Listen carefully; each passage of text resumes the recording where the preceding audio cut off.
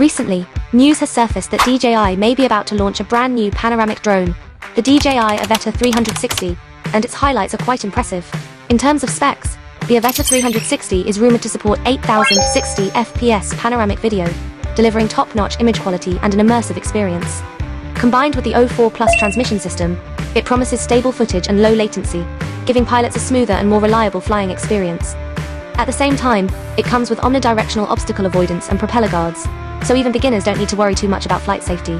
The controls are also interesting. In addition to the traditional remote controller, it supports motion sensing control, blending the immersive FPV experience with the ease of a consumer drone, making it accessible for both newcomers and experienced pilots. As for the most discussed point, the price. Standalone unit, around $2,988 CNY, $489. Bundle, around $3,988 CNY, $689, if these leaks are accurate.